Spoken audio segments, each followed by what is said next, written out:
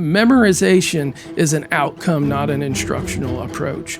And so when people sit there and they're like, rote memorization is like, that's not an instructional approach, that's an outcome, and it means a child can effortlessly access information that they're going to use to achieve the very goals that the people who are deriding this are wanting.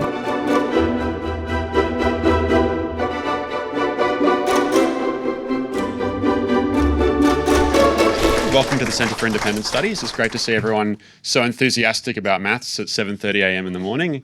It's wonderful to see. It's great to see a room full of really passionate educators. Before introducing our distinguished panel, I'd just like to briefly update you on the CIS education program as the new director of the program, obviously trying to build on the great work of Dr. Jennifer Buckingham and Glenn Fay, who've done an amazing job up to this point. I first started at CIS back in 2017.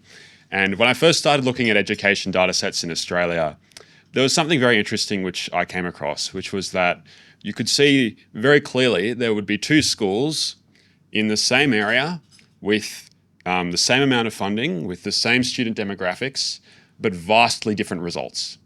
And it just goes to show the importance of what happens in the school and the importance of school leadership and the importance of literacy and numeracy instruction. And that's my passion and something I've been continuing working on at New York University.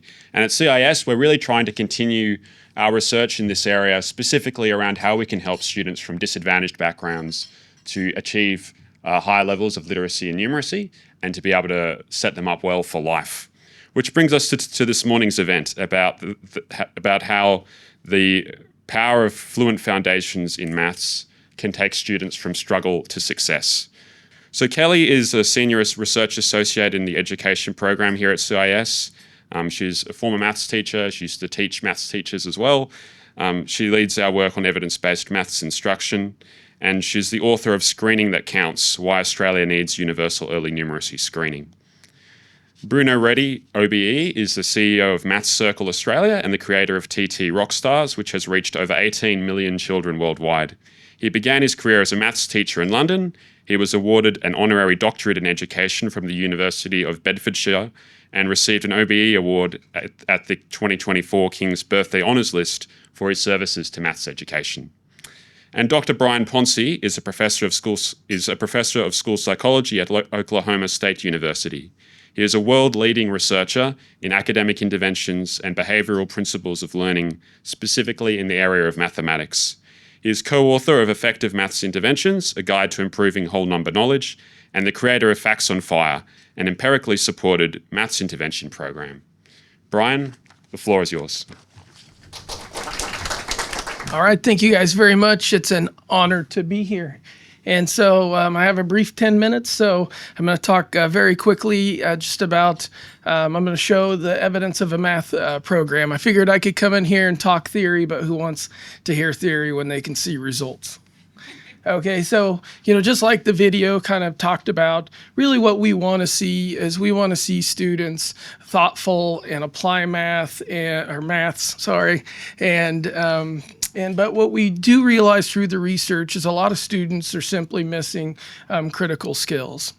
And furthermore, teachers are usually tasked, at least in America, whether they use a lot of textbooks in America, here not so much, but regardless, the standards, there's a lot of standards and teachers are asked to teach those at a fairly quick pace. And so what that does is it allows, a lot of students learn how to accurately respond, and they're constantly being taught how to use procedures and how to apply these. But the fluency piece is oftentimes skipped over. And so teachers are simply asked to cover too many skills in too little time.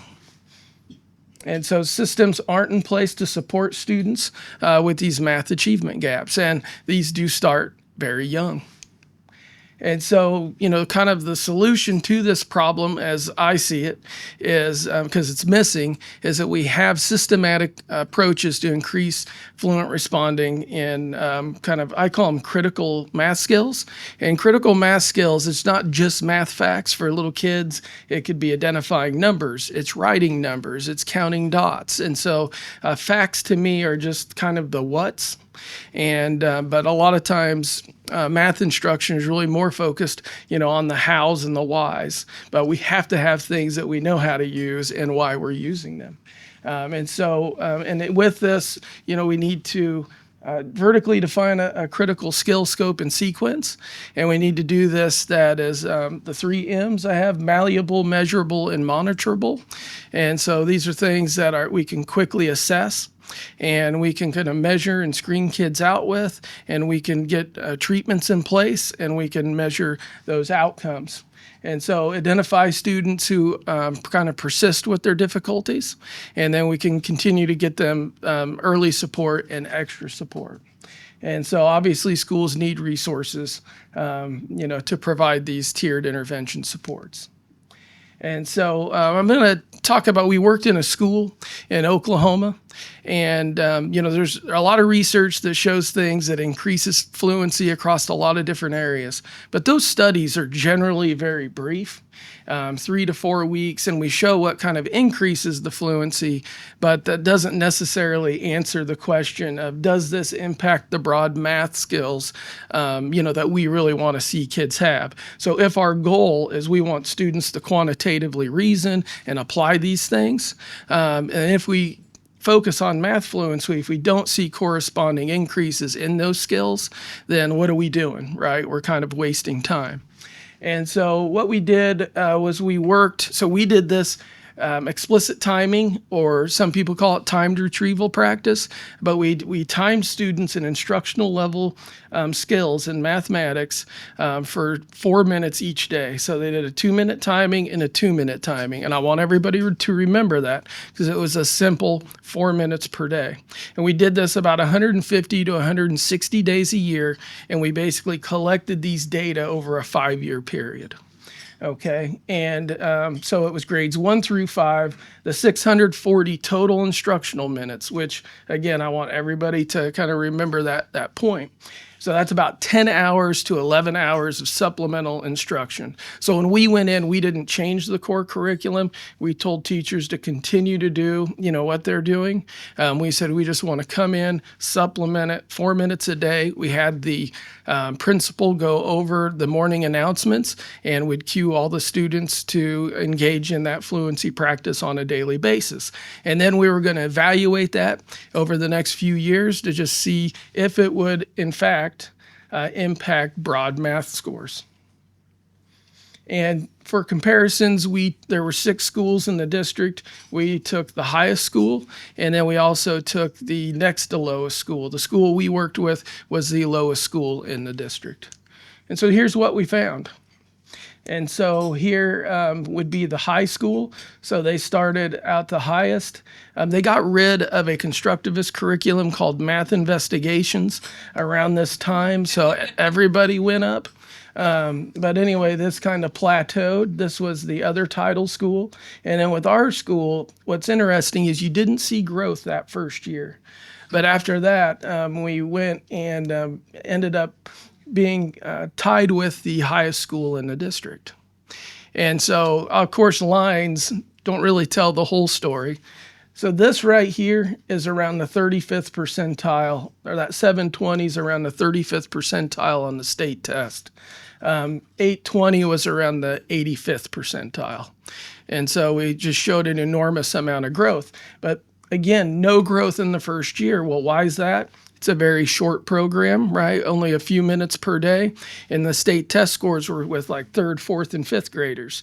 And so they had just had a little bit of practice. And because they were so behind, the practice was actually in like probably addition to 10s, sums to 18, when obviously their state test was focused on more advanced materials. But as the first graders got it, and then in first and second and first and second and third, you begin to see, this kind of snowballing effect of how effective the program was on those outcome measures.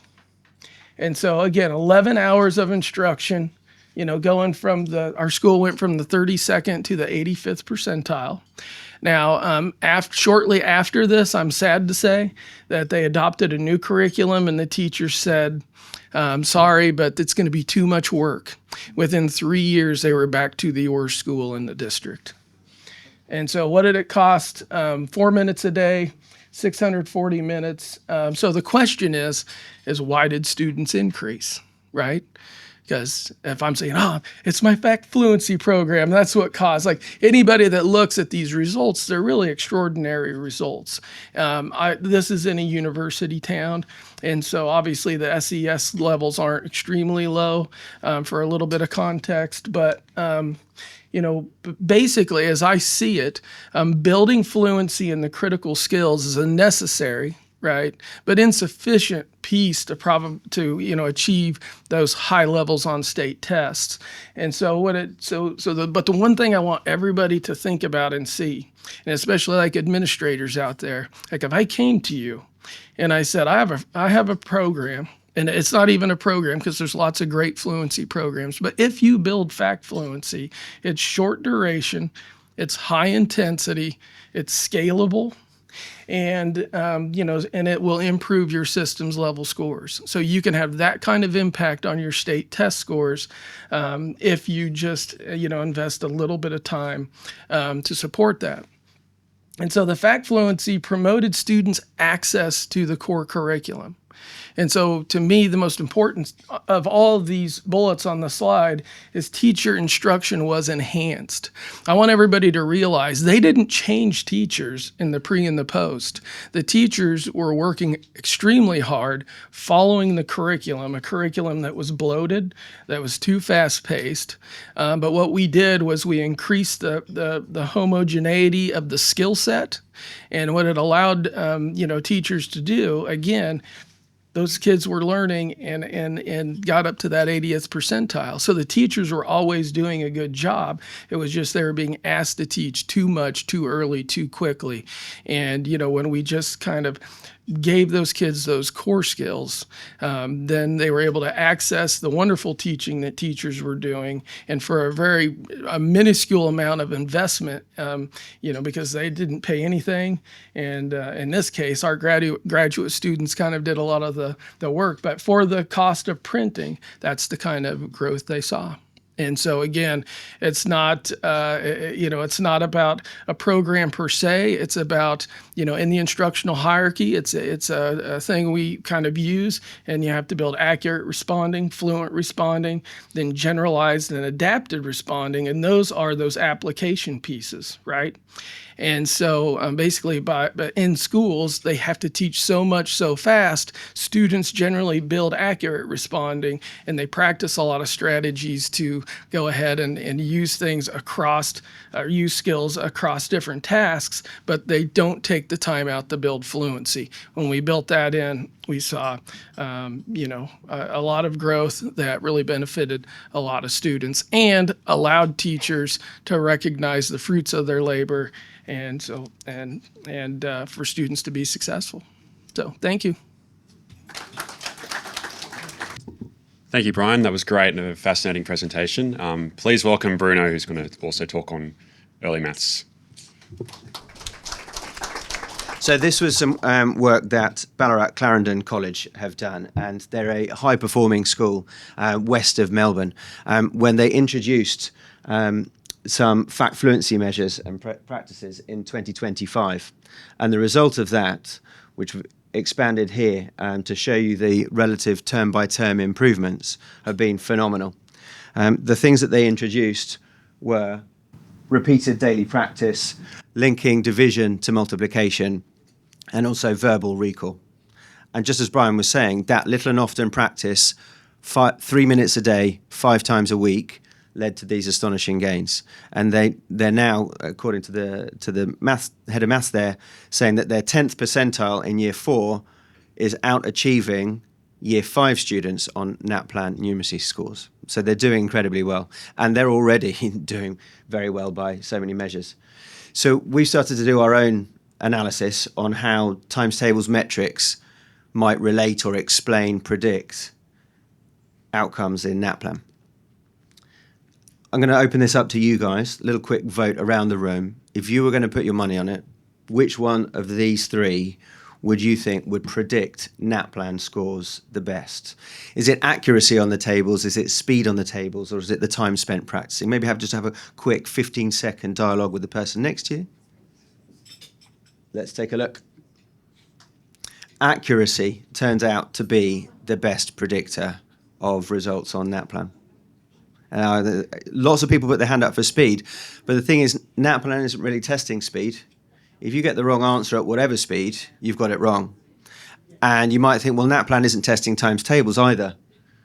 But these are some kind of example types of questions that might appear on a NAPLAN test. And of course, deep within them, there's multiplication and division going on.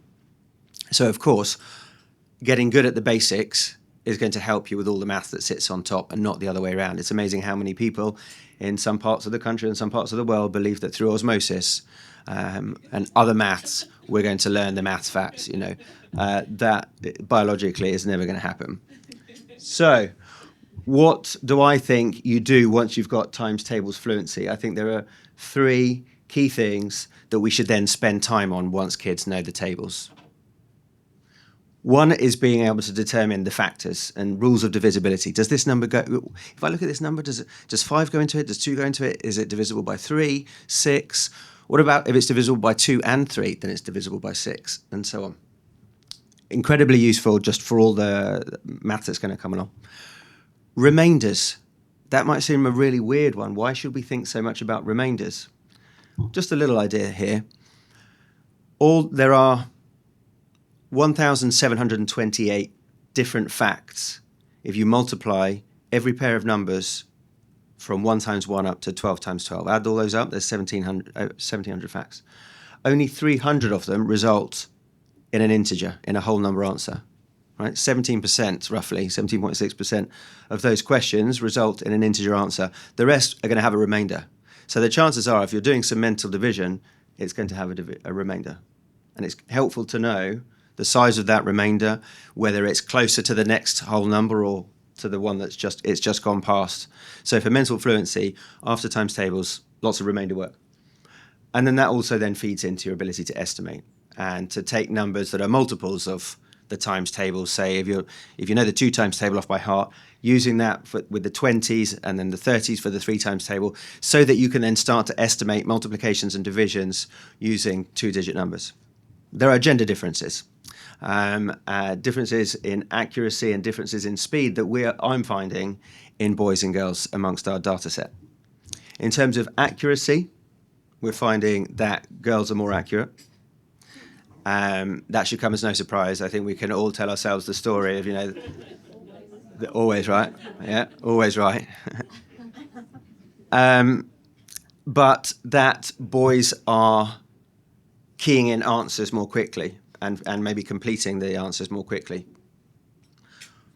Some of the work that we're looking into is to check the submission kind of interval between having typed in the answer and then pressing submit, right? Because what we think is going on, and this is statistics, stereotypical, right? Okay, there are boys obviously feeding into the same category, okay, but what I think we're going to find is that girls are doing a second and a third check mentally before they press yep, go. I like that answer, right? Another study that I want to do, because what we're finding in England is that girls who participate in sports outside schools, team sports, netball, hockey, football, rugby, cricket, are more prepared to take a risk because they are learning that, the fail cycle, get up again, have another go, low stakes failure, and that's transferring into the classroom. My hypothesis is that in Australia and New Zealand, where girls do so much more sport than girls do in England, that gap is going to be minimal, and there's going to be a different risk threshold. That's something that we want to look into. So please, nothing can be quoted right there. This is a working hypothesis. And we've also uncovered something really interesting recently around psychological safety. So one of my team, and I've heard this echoed throughout my family, throughout school visits I've made, that girls will be hesitant to give it a go if it's not perfect. So what one of my colleagues did was, and this is a gaming term, She gave her daughter an alt account, a separate account, a dummy account, a whisper, an incognito account, and let that girl make mistakes there. And then she just took off, because then she just felt, I'm shedded of those mistakes. Those mistakes are not mine. They don't belong to me. They belong. I can just kind of discard them. They're going to auto delete themselves. They can't be attributed back to me. Right? Really interesting, the psychological kind of things going on there. So that's something that I think we can all be mindful of, and something certainly that we're going to be factoring into our program.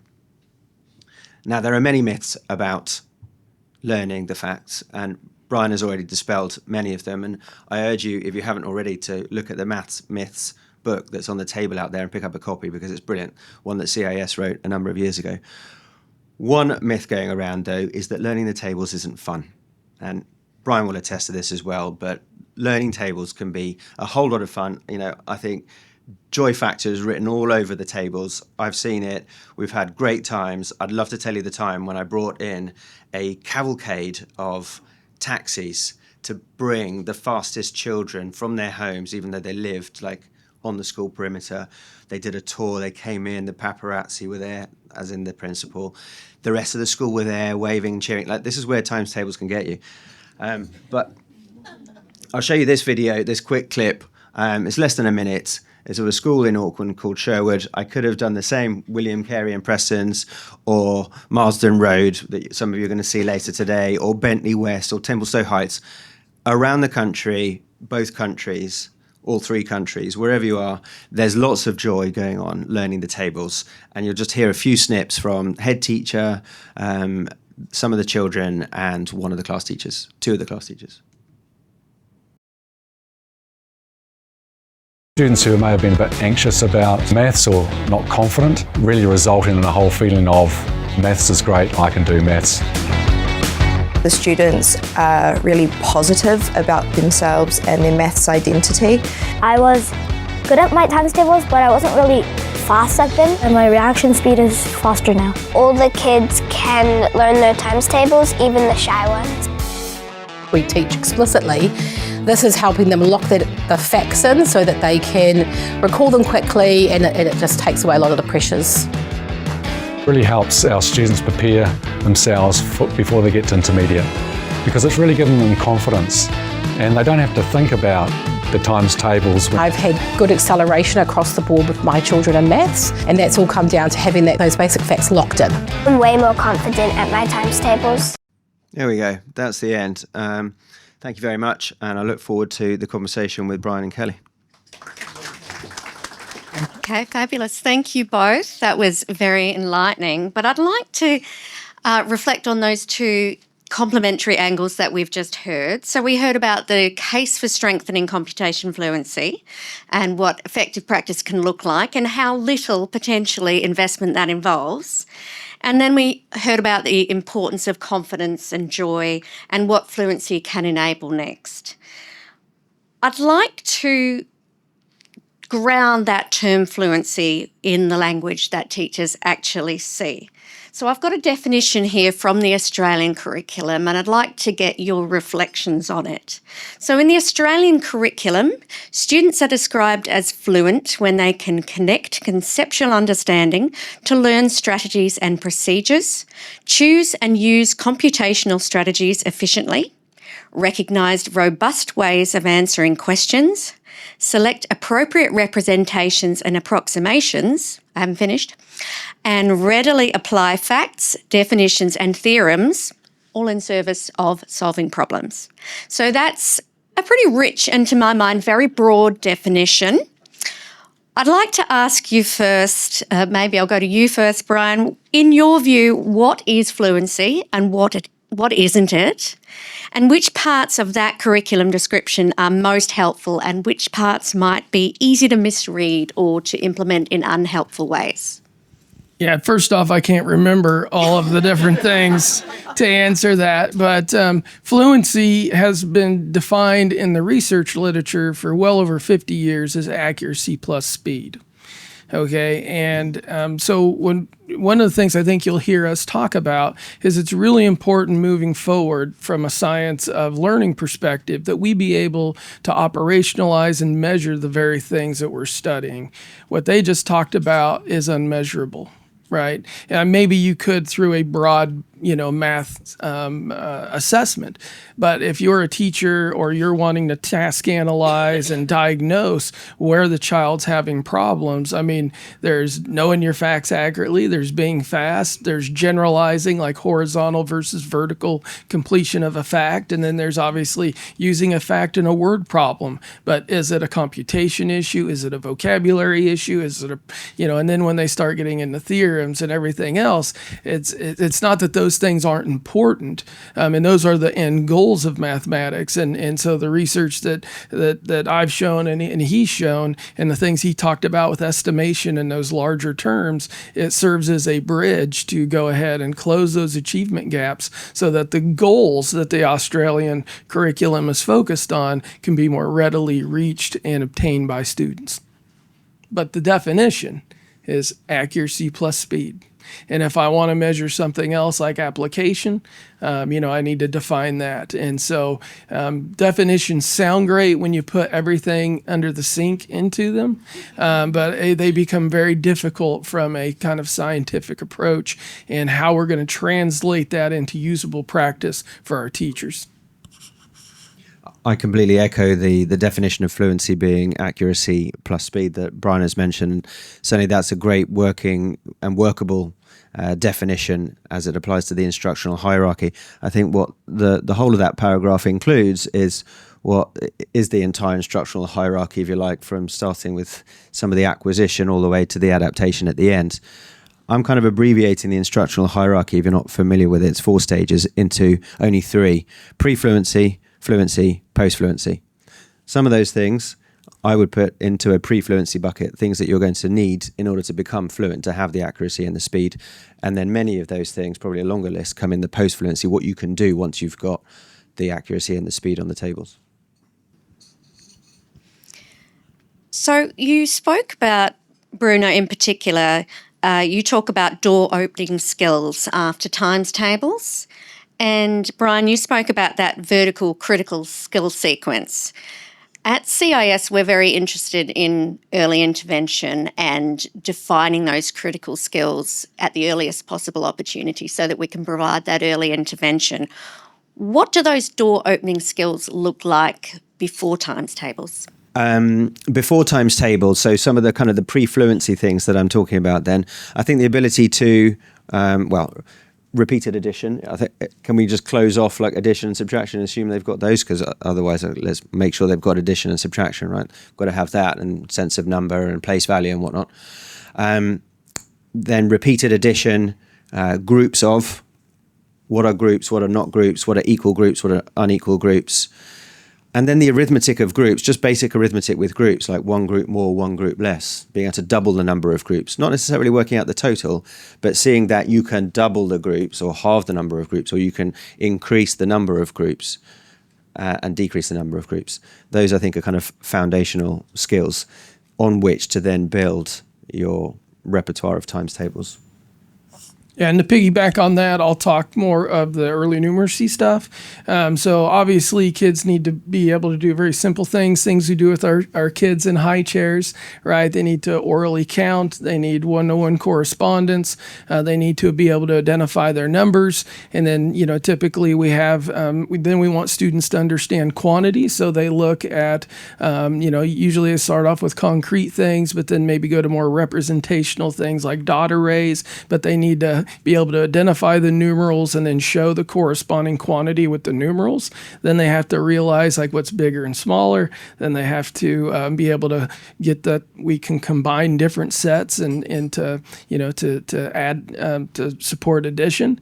And then once a student can kind of orally count, has one-to-one correspondence, can kind of connect quantity to numeral, and then can begin to build the vocabulary with add, subtract, more, those types of things, the equal sign. Then we can move on to, more of our basic addition skills. And again, when I say fact fluency, to me, like for example, one of the big ones is just how quickly and effortlessly you can write your numbers.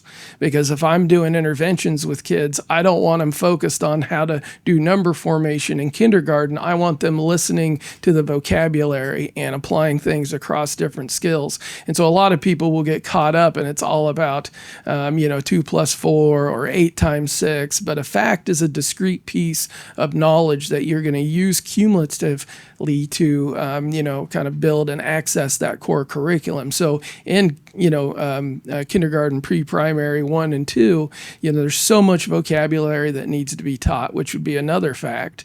And then as we begin to apply things, we need to have facts, we need to have procedures or how we're going to use that information. And then that sets us up to be able to do that adaptation piece where we're applying things across. And that happens all the way from when kids are really little to, older.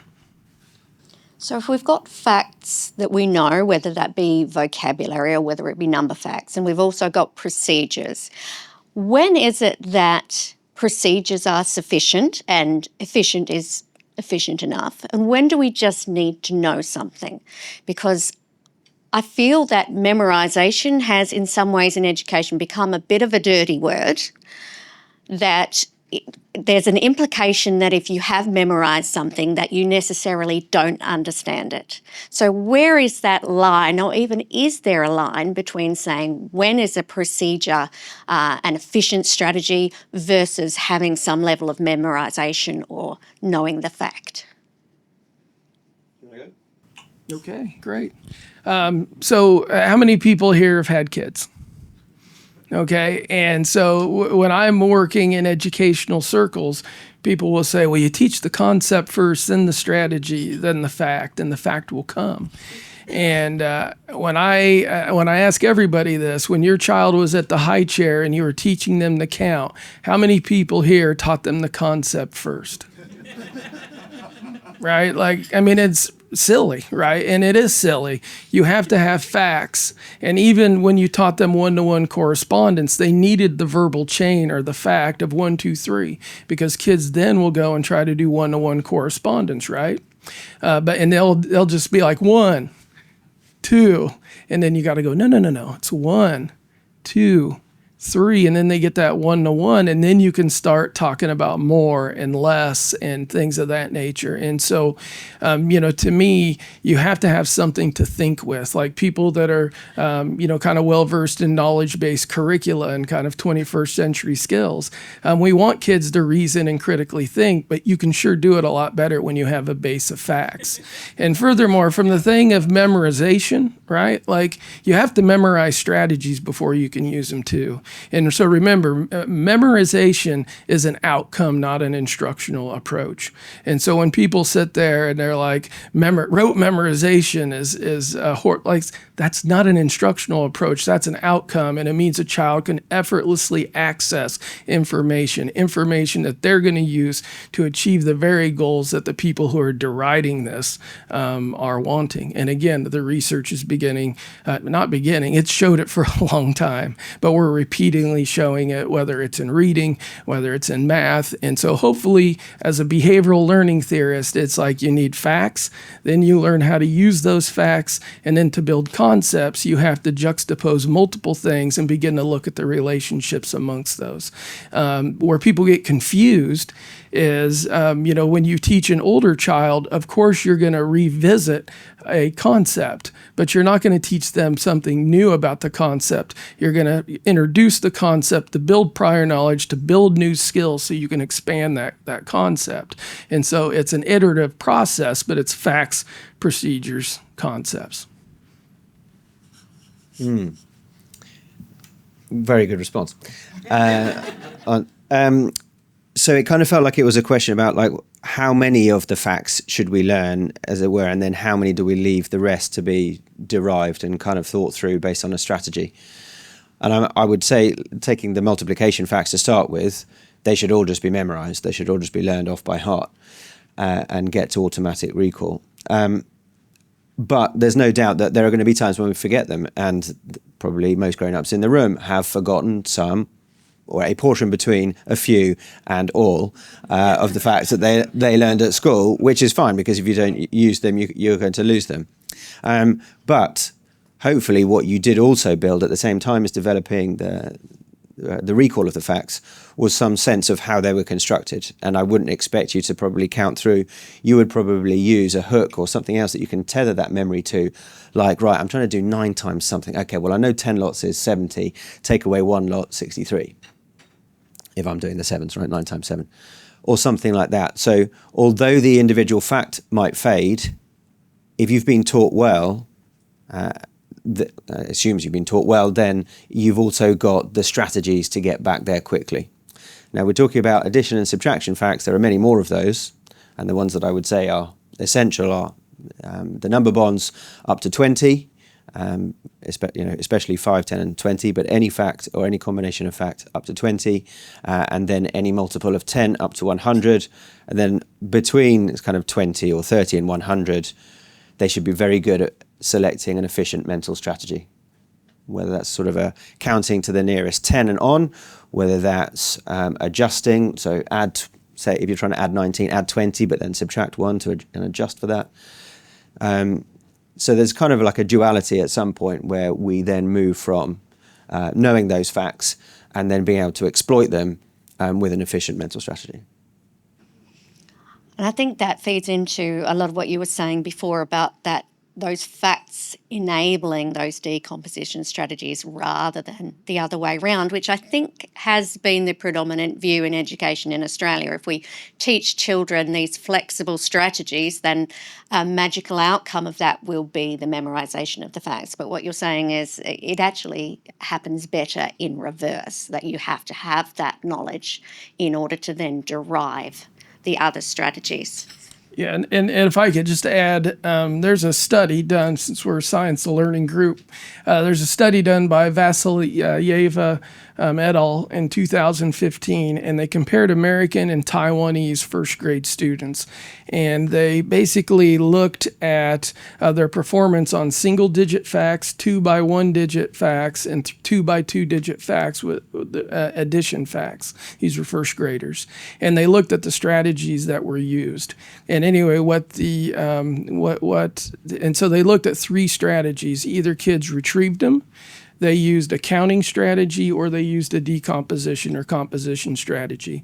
The results of the study showed that Taiwanese students, with their single-digit facts, used retrieval at a much higher rate, something like 70 or 75% to American students that were like 48. And when we got to the 2 by 2 digit, American students, I think about 48% of them, if I'm remembering right, still used counting strategies, and the Taiwanese students largely used decomposition strategies.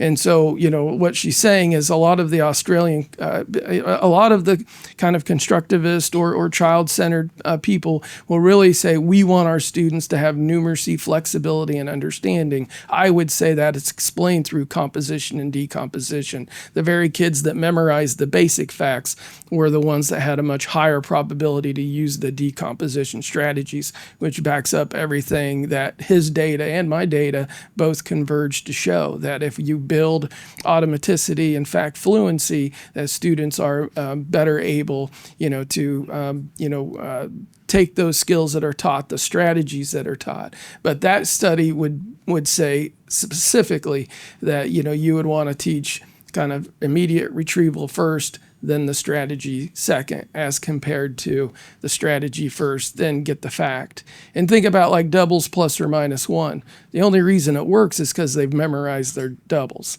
I mean, how dumb would it be if somebody was like 6 plus 6 plus 1, and then they'd be like 6, 7, 8, 9, 10, 11, 12. It works because they just know 6 plus 6. Oh yeah, it's 12 plus 1 or minus 1. And so even the decomposition strategies that work well, they work well because the sub-skills are memorized.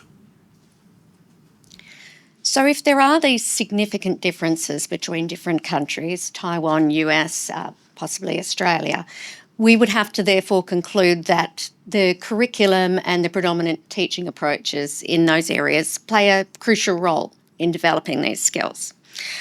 So can I ask you first, Bruno, what can policymakers and leaders do to create the conditions for this effective practice? Well, certainly I'm noticing a swing in the last couple of years in both Australia and New Zealand, and that's been really aided by the curriculum refresh in New Zealand and the likes of CIS, the Grattan Institute, Aero, Shaping Best Practice, Think Forward Educators here in Australia, who have really pushed a ground-up agenda on explicit instruction, and that's been backed by universities as well, who are kind of aligned, like La Trobe, for example.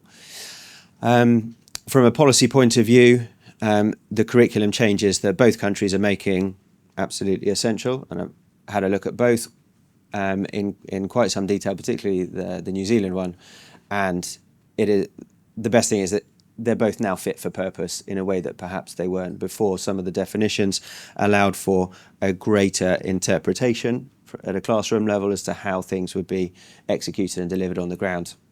And I do have some sympathy for all those teachers who, I'm not even going to use the word constructivist, but wanted to back away from the memorization of the tables and they would use words like drill and kill and demeaning and Victorian and industrial age and things like that.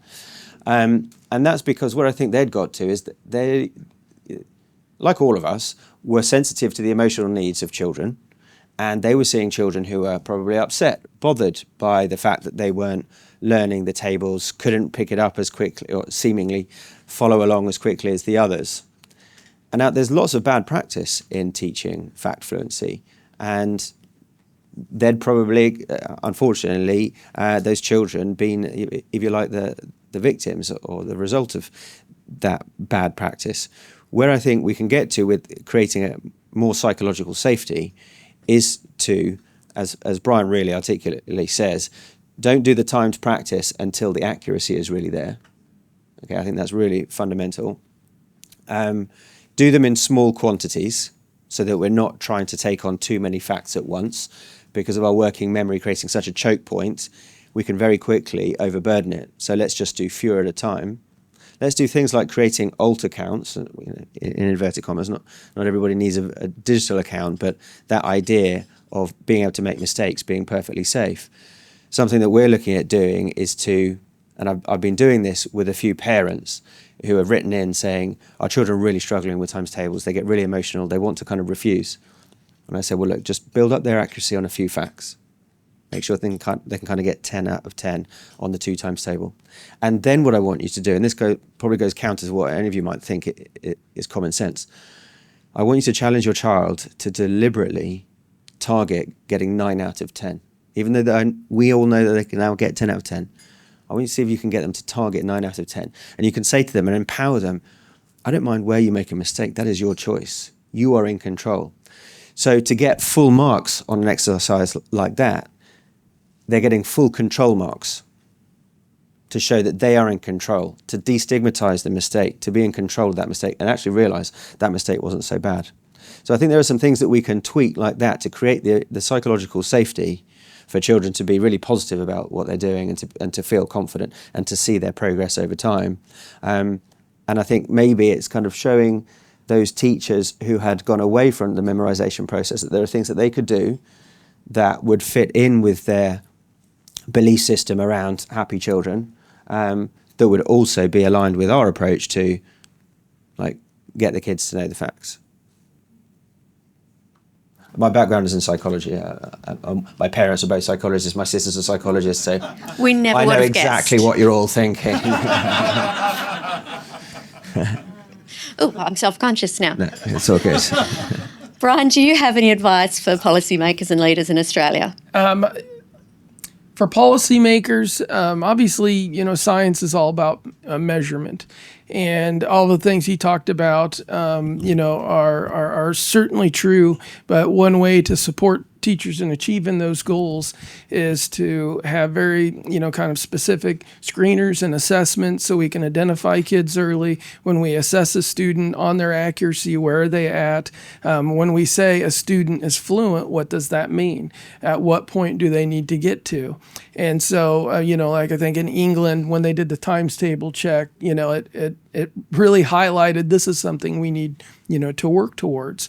And so I would love to see, checks in kindergarten and first grade and second grade, and those should be vertically aligned, to match the curriculum. But as a policymaker, my guess is, I'll stay in my lane, you got to provide a lot of flexibility, but yet at the end of the day, it can't be ideological. It has to be data-based. And what are we going to use, and how are we going to use that data to drive our decision making? Can I comment? Because thank you, Brian. That very good point, actually. And it would be remiss of me not to mention, coming from England, the multiplication tables check and the difference that's made. There's a recent report out literally in the last few days from TeacherTapp, who study the kind of temperature of teachers' viewpoints across the country, and they get thousands of responses. And they have found that overwhelmingly, teachers of year 6 believe that the MTC has had a positive impact on the multiplication, division, recall of the children coming up to them. Bearing in mind the test was done in year 4, and it's only been in place for a few years. And so it's taken them obviously some of those year 4s to do the check and then move their way up to year 6 for these year 6 teachers to be able to comment. Shows that a political option that Nick Gibb had over a decade ago to implement a multiplication tables check, which probably came into force in 2022, is yielding great results. And we're seeing that every year. The national average is going up. I run 3 mock tests a year, 200,000 children doing those, and they're going up and up and up. So we're seeing the right kind of trajectory. The work isn't done. No test is perfect. It's testing something. For those not aware, 25 questions, and you've got a 6-second time limit for each question, multiplication only. But it's yielding results. And what people were nervous about when it was first discussed and then implemented was that children would only be able to remember the facts, and it would be kind of brittle memories, or what people would say rote memorization, that these facts are all disparately kind of floating in the ether and not connected to each other. But of course, what teachers have done, because teachers are fantastic professionals, they haven't just taught these disparate, free-floating in the ether facts. They've taught the kids to connect the facts to each other. They've taught the kids the relationships. They've taught the kids about arrays and groups and how to pin those facts onto something structural. And so what those children are coming up from year 4 and beyond is not just with the recall, but a better understanding of the concepts. Everything that you read in that first paragraph, right, is coming to fruition. And actually, that simple lever of a national check has been a game changer. There's been a change of government since that was implemented, and they're not showing any signs of removing it.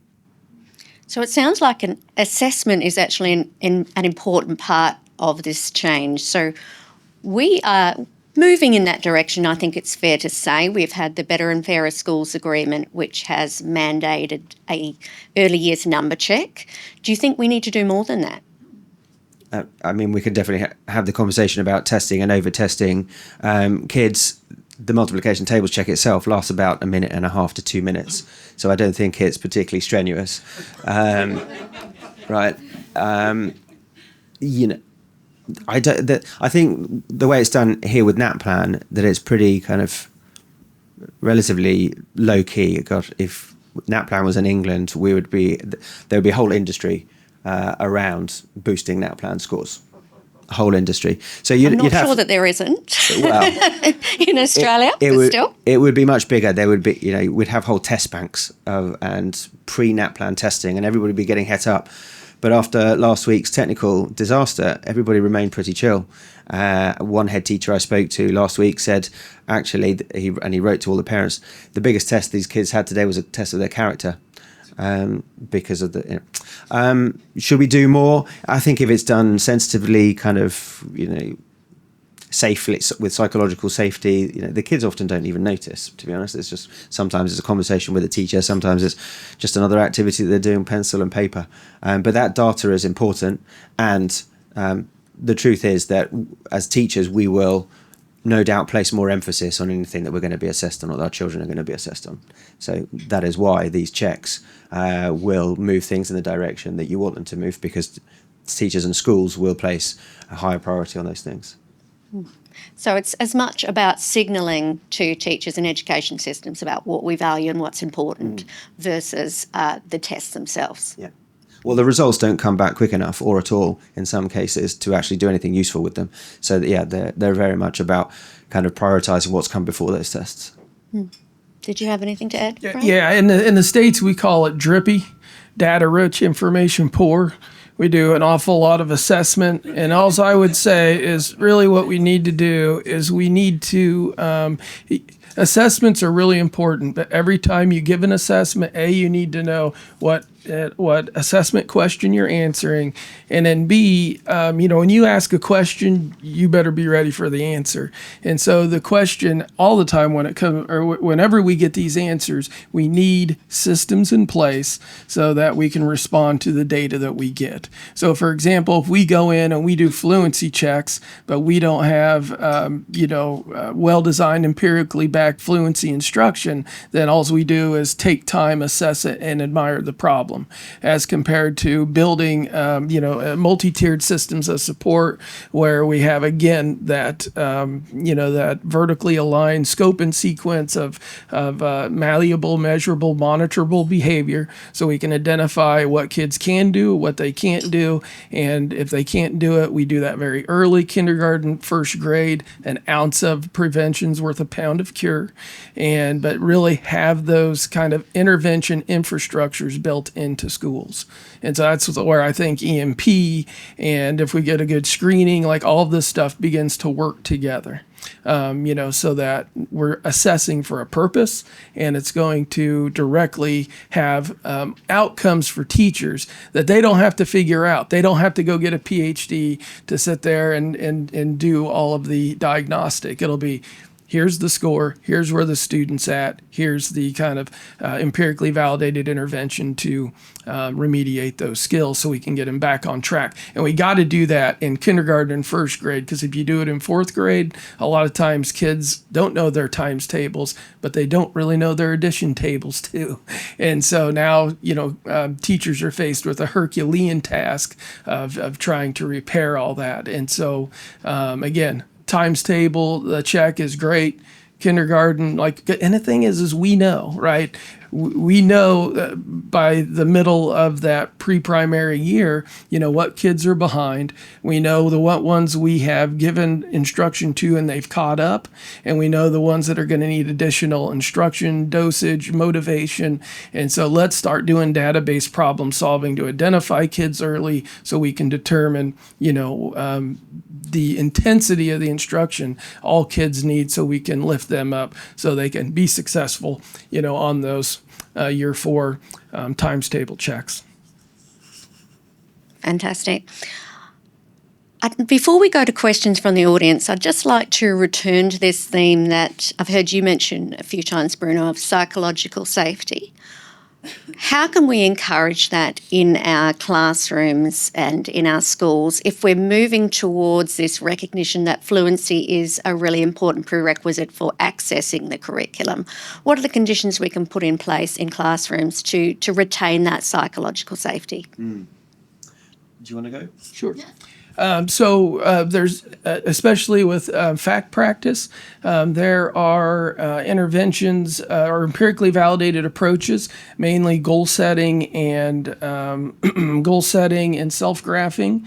And we need to set kids. So the research shows if a child is below 10 digits correct per minute and you do timed assessment or time practice, they're probably, some will grow, but on average they don't. Students need to be at 10 or above. So Robin Cotting had a study in 2000, I think it was 10. I did one in 2022, and we showed the exact same thing. If kids were below 10 digits correct, they needed a little more of an intervention that had things to do before and immediate feedback for the child. And so the first thing is that we assess and we put kids in the right material so they can successfully respond to, time practice. And then the second thing is we have conversations with them, right? You're going to set goals. You're going to work hard. Sometimes you're not going to achieve it. Psychological health is not about being comfortable all the time. It's sometimes about building resiliency and doing the work to overcome it. When I was at Serpentine, I saw a girl and they said, well, she has processing problems, and she had taken her Math Ninjas test multiple times but not passed it. Well, the day I was lucky enough, I saw her pass it, and the amount of joy that came from her was it was just amazing. She was jumping up and down. There are other students that didn't pass their test, but Serpentine, what they did was they give their kids perseverance points. And so again, you have this kind of these systems, whether it's times tables, Rockstars, or Facts on Fire, or Math Ninjas. I mean, these are all just fluency building programs that provide a tool that we should engage our students, conversations to set goals, to try, to make sure that attribute your effort, your success to your effort, and especially not to attribute your lack of growth to internal, like I'm dumb and I'm stupid, so I can't do this. You shrink the set size even for, like I worked with a girl that was intellectually disabled, had an IQ of 55. I got her from 4 digits correct to 26 digits correct in 36 minutes of instruction over 6 days. And we did that because we shrunk the set size. Now, did we cure cancer? No. But that was the first time when that parent came in for an IEP meeting that I showed him a graph, and it was like, look how much better your daughter did. And then people had the nerve to say, well, she'll never retain it. She has those cognitive issues. And then so over Christmas break, she came back, had him maintained. And so, again, it's, the psychological safety is a huge thing. But I don't want people to take that also as, oh, how dare we ever make people uncomfortable.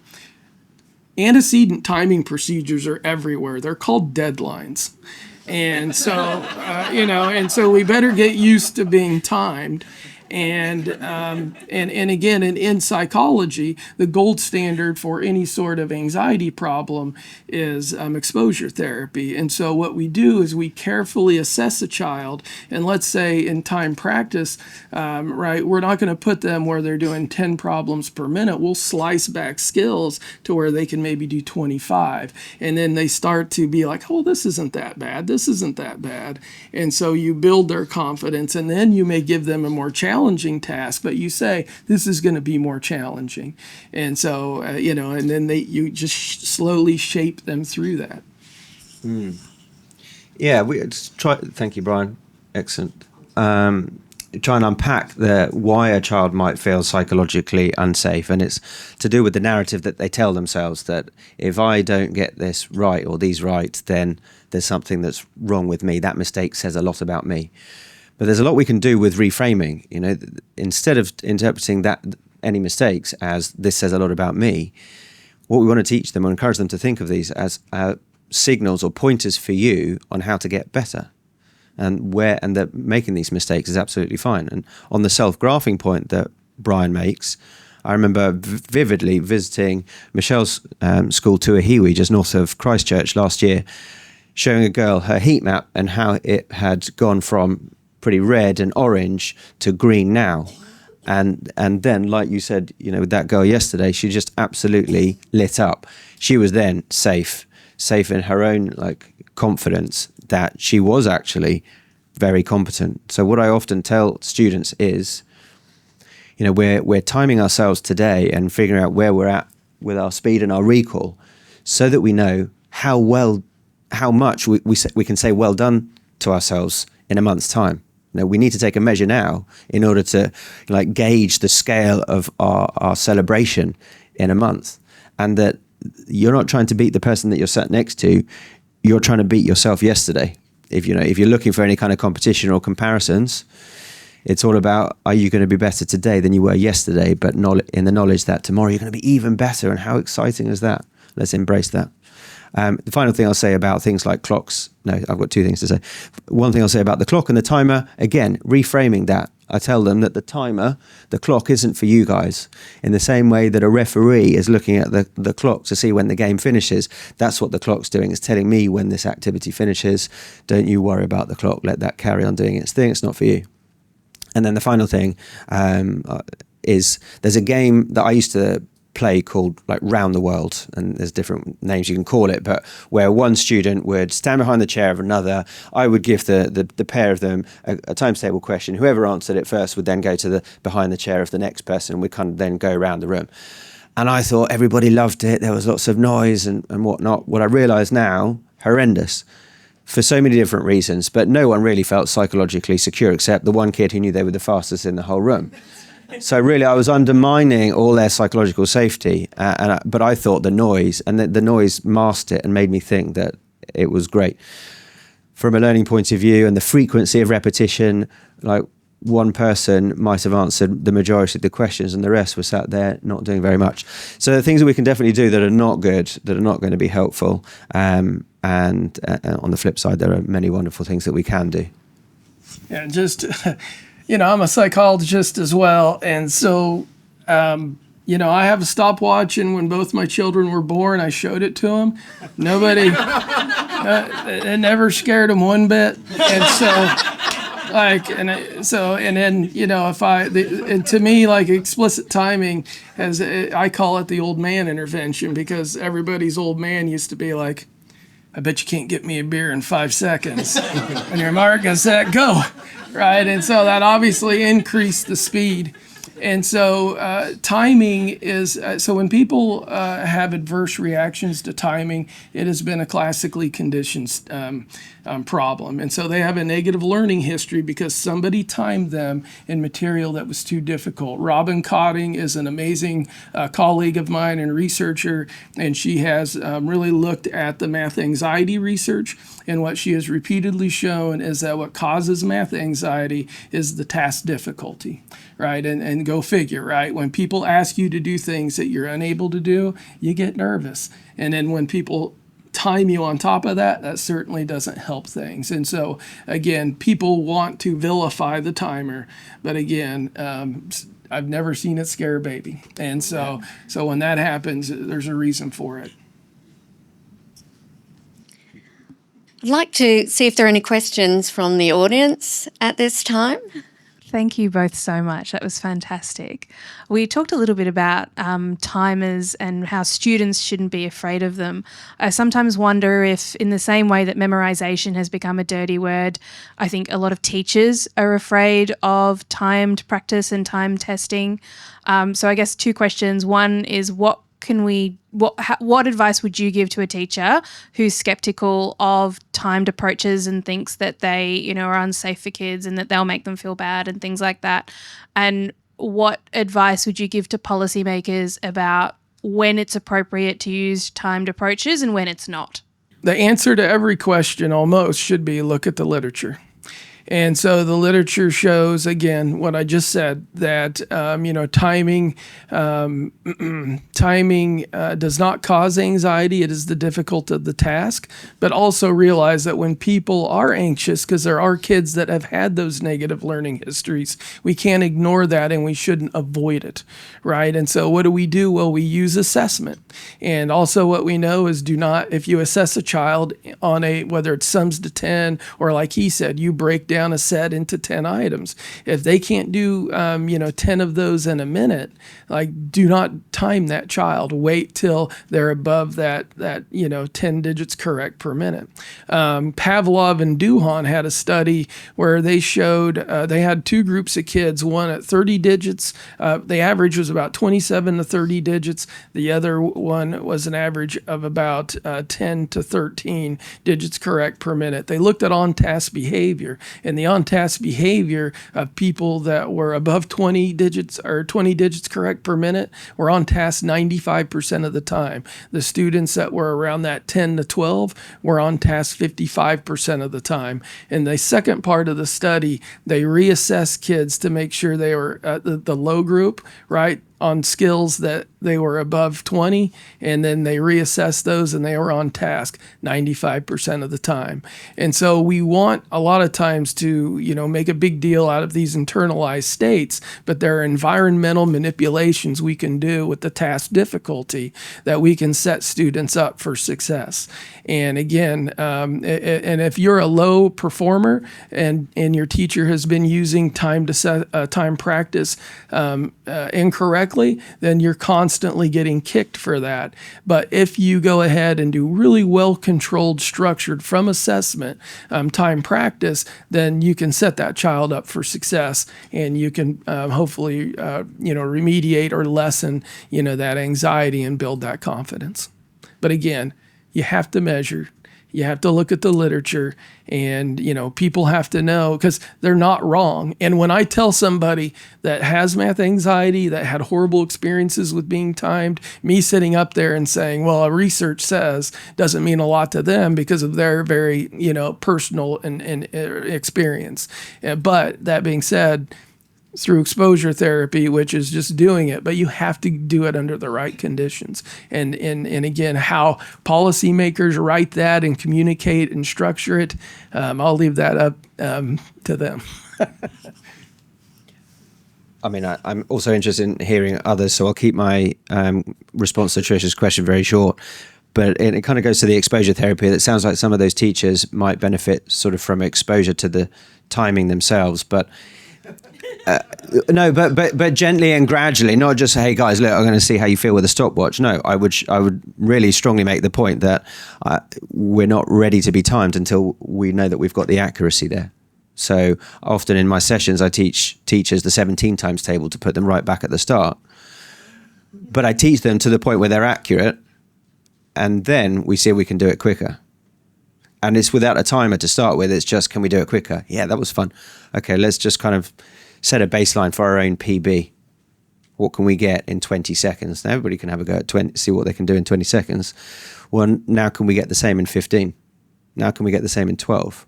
Then it becomes a bit more interesting, fun, gamified. Like, can I beat my own score? I'm not worried about anybody else. So I think we could sort of gradually expose teachers who are kind of reluctant to think about time tests and have kind of written them off to show that actually there's a lot of utility. And in the same way, with time a sprinter, like we're not just kind of going to watch and see if they're kind of fast enough, and there's no problem for sprinters with the stopwatch. So there shouldn't be, really in theory, a problem with measuring other things that rely on speed. Oh, hi. Ian Giblin from, I'm an academic from Macquarie University, and it's interesting to hear Bruno and Brian talk about this topic. I mean, sort of digging into it a little bit and looking at the sort of the history of the Australian curriculum a little bit. And the approach characterised by Bruno and Brian was sort of being implemented in Australian curricula until quite recently. There were very explicit textbooks available on mental arithmetic, sort of very similar to the small amounts of steady practice that kids would go home and they would sort of generate fluency. They were being published up until about 10 years ago. They were not as popular as they were in the 1970s and 1980s. But it has really been forgotten, I think, in the Australian context. I was wondering if Brian had any sense about when the approach that he's got such great evidence for sort of fell out of favour in the US. You've just got a sense of the history of it. Yeah, I used to play around the world. And, I think, it's probably around, it was subtle, but student-centered approaches. And again, why did it come? Why was the reaction there? And I think that a lot of people did probably just stop a little too prematurely and say, well, they got their stuff, their facts memorized, and they wouldn't go on and do the more kind of deep application. And so I think that pendulum swinging, I kind of get the reason for it, but I think just like so many things, it swung and then people kind of vilified this. And so I think what we're doing with coming back to this this. If you look at explicit instruction or cognitive load theory or the instructional hierarchy, we're all coming back and saying, there's a very specific sequential way, and the end goal is application. Right. So we want to see students apply these skills across. And so, but I think what we got lost in, and like if you look at that definition she wrote, my gosh, I mean, they're just so focused on this. And honestly, like a lot of the researchers like Joe Bowler and Jennifer Bay Williams that are really popular in the States, I mean, they'll straight up say, like, do not have a child memorize their facts. And that's the kind of, I think, unproductive posturing that NCTM, which is National Council of Teachers of Mathematics, they've adopted. And what and anybody that's in here in education knows, kids have such a wide variety of skills and strengths and weaknesses. Teachers need to have a lot of tools in their toolbox, and they need to know how these systematically fit so they know, what to employ and when to employ it. And so I think that, that kind of real focused probably began to diminish in the 90s. And we're hoping we're going to bring it back. And honestly, when I see the kind of growth that we did in our school by just the math facts, I mean, I think it really speaks to how much that's been abandoned, because we lifted that little piece up and it had that big of an impact. So hopefully cooler heads will prevail, and we will, begin to, and it's not about balance, because balance isn't the answer. It's about assessing and knowing what to do, when to do it, and when to move, to that next stage in the instructional hierarchy. From what I can tell, America is still very much like a closed door to these things, because they've been really burned and scarred by the time tests. And it's unfortunate that my countrywoman Joe Bowler went over there 12, 13 years ago. You should have kept her. Honestly, I apologise. I think it needs to get worse before it gets better in the States. But and Brian's kind of like fighting the good fight there. We saw a shift in England about 12, 13 years ago with the adoption of a new curriculum, where a suite of changes, different policies, training, exchanges with Shanghai, learning what they were doing. And we're now past that. Like, we don't even have conversations about explicit or not explicit anymore. Everybody's on board with fact fluency. So time will come, and I've said already this morning that tide has already changed, and in Australia and New Zealand. I want to invite Kelly to respond to this as well. Just with regard to policy around numeracy, I was wondering why you think numeracy is so much slower than something like science of reading. So it seems like we're only having these conversations now, whereas I think we've been on the path to science of reading for a number of years. It sounds like in the UK it happened around the same time as science of reading.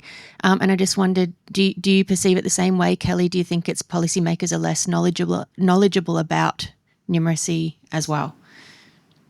It's a good question. I mean, personally, I think that there is a kind of a social and cultural element to it as well, in that I don't think anybody is willing to accept that a child or even an adult can't read. It's not socially acceptable to say at a dinner party, oh, I can't read. Ha, neither can I. But that's not the case with mathematics. It's just accepted that some people are rubbish at mathematics, and that's just the way things are. So I think that created more of an impetus to intervene in the reading space, because there was this recognition that everybody should be able to read and that it is an important life skill. But I think in some ways it's taken us longer to get to that point with mathematics, to recognise that, yes, well, actually everybody can learn maths and everybody can be good at maths, and everybody has a right to expect those things of their education system. So I think in some ways maths is going to benefit a lot from the work that has been done laying the groundwork in literacy. But that's my perception of at least part of why we have been much slower on the uptake in numeracy. Do you agree? It certainly seems to be the case that people are more aghast that people can't read, so we'll go and fix that, sort that first, and then you hear, right, well, next on our agenda is maths.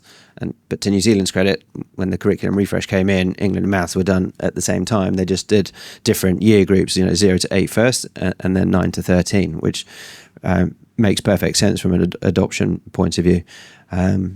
But yeah, I echo what Rebecca has seen and what you're saying, which is that often literacy and reading and spelling and writing get sorted first, and then math follows, but that we benefit from it. We had a huge reading program at my school that all the teachers of any subject had to get fully behind, drop everything and read time. And I thought initially, why me as a maths teacher, am I having to kind of support this whole school reading? I was taught in phonics as well as a secondary school maths teacher. That seemed odd at the time, but I was a huge beneficiary as a maths teacher because my students were now able to read, able to understand more, and that translated to their ability to read and understand math problems much better. So I would advocate, going for reading and after literacy first. All right, this may be a silly question. I'm still relatively new to teaching, but we talked about how facts come first, then procedures, then concepts, and that memorization is an outcome, not an instructional approach. Is there an instructional approach to achieving fluency, or is it more finding creative ways to engage students in practicing these facts?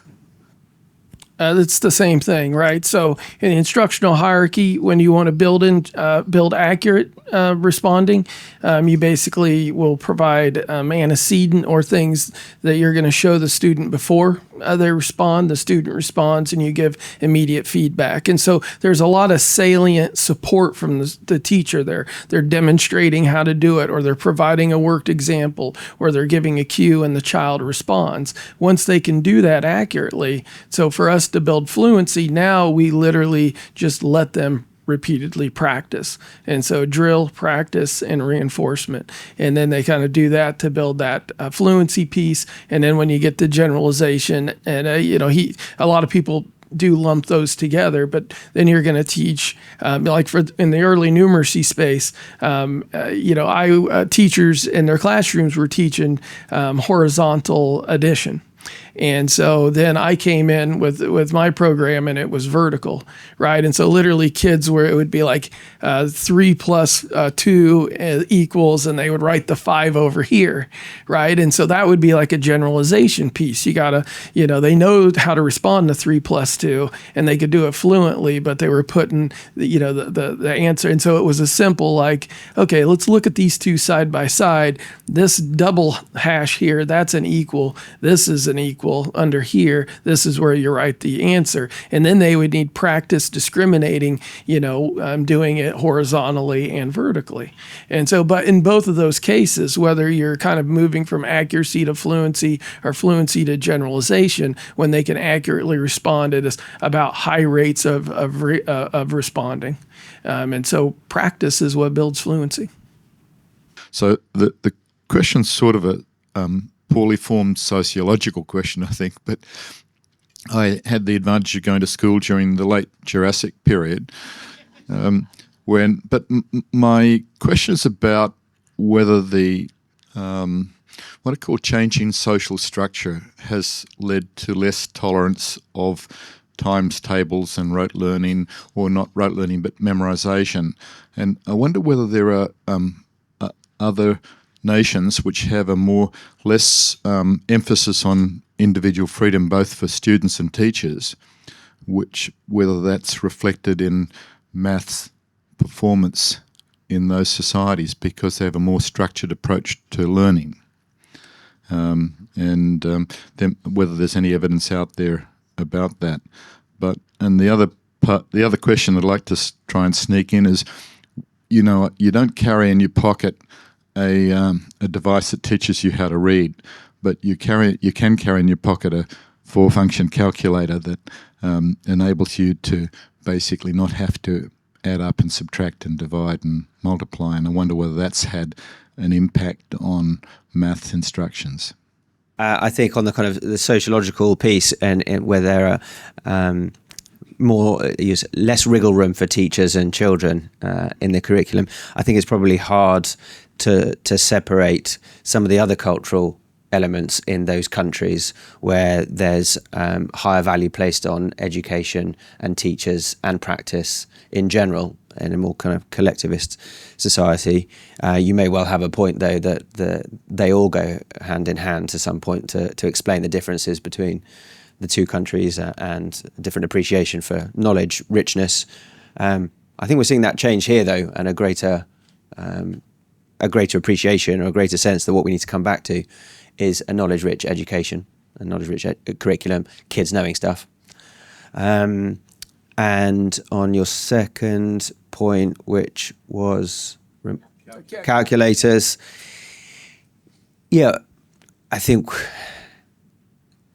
all of us as adults will probably, as those facts fade beyond our immediate recall, probably reach for a calculator to be sure of the answer. Many of us who are using it day in, day out, using our mental recall day in, day out, will be fine without a calculator. So there's a tool for the job. I think at school we still need to teach them those basic facts, so they've kind of got the options, and as having those facts, they come to understand the structures and then what they can do, and then how to use the calculator. We can't sort of stupid in, stupid out. We've got to be able to gauge the answer and put the right thing in. And there's actually a nifty calculator, I think, created by someone in Australia, where you have to put in your calculation, and then it won't give you the correct answer until you've put in an estimate first, to force people to still actually do the mental calculation. Yeah, sociologically, what I worry about is that, at the end of the day, we all are just an amalgamation of our learning histories. And so when we have, depending on, what is being taught and the attitudes being taught in colleges of education, so if they're taught things like qualitative research should trump quantitative research, if they're being taught,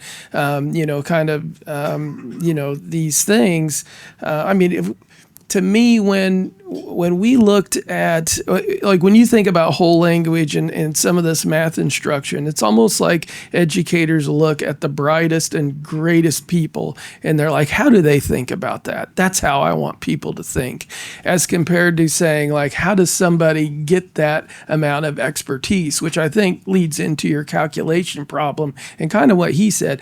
AI is really good for experts.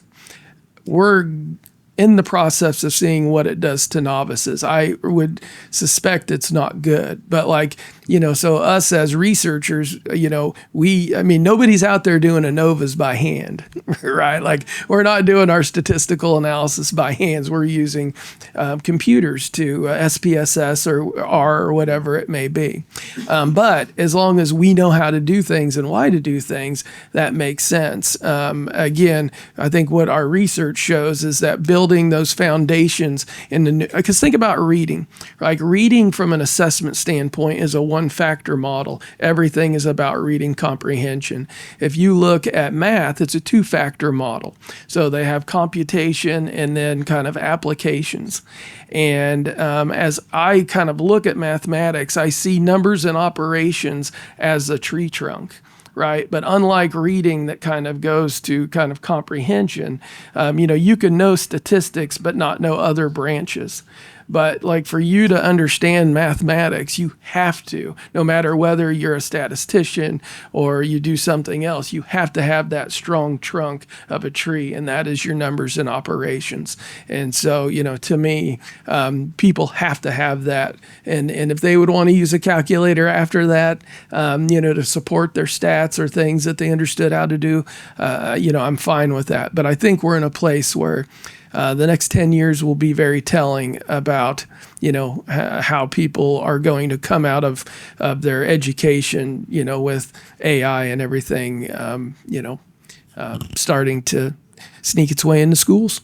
Well, thank you so much for your questions. As I was saying before, it's been a very rich discussion and a difficult one to summarise, but I think that the big takeaways for me personally is, of course, that we do need knowledge to reason. We all value reasoning, but we need knowledge, in order to do it. And fluency is an essential tool to be able to use that knowledge in order to reason. So I'd like to thank our panellists, Bruno Reddy and Brian, for their fantastic contributions this morning, and invite you to join me in a round of applause. For decades, CIS has been a fiercely independent voice, working hard to promote sound liberal principles.